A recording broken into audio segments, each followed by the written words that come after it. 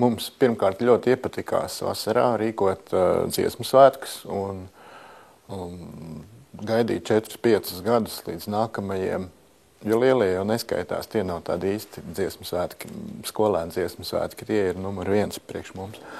Un mums sagribējās, ka iztaisīt ātrāk kaut ko izveidot un varbūt pat šogad paspēt. Un tad, protams, tāpēc mēs iekritām tādās lamatās nedaudz, jo izrādījās, ka tas tomēr nav tik viegli. To dziesmu svētkus izveidot ziemā ir daudz grūtāk šajā neparastā laikā.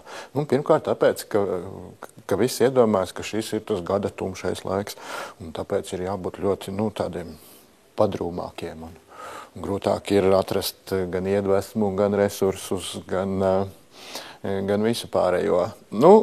Bet kā jau klasiski tas notiek, ja nav iedvesmas, tad ļoti daudz iedvesmu var atrast, runājot par iedvesmas trūkumu.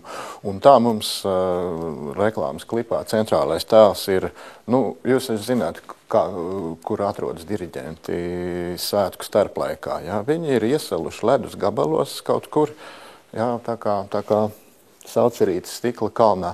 Un tā, ka viņiem atskan tas sauciens dziesmu svētki, tā viņi tikai lien laukā no tiem ledus klučiem. Mēs šo procesu arī atveidojām tā tīri vizuāli.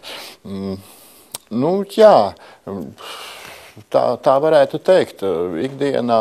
Ikdienā tad mēs to iedvesmu atradām turpat, kur parasti, runājot ar bērniem. Tā kā man ir 10-gadīgs reklāma autors blakus vienmēr par rokai mājās, tad beigās šī reklāma ir tad arī izveidota. Un faktiski jau tas ir tas, ko mēs piedāvājam arī pašā koncertā. Tādu sirsnīgi atklātu bērnu radītu iedvesmu savām tālāk atkal dzīvē līdz nākamajiem svētkiem.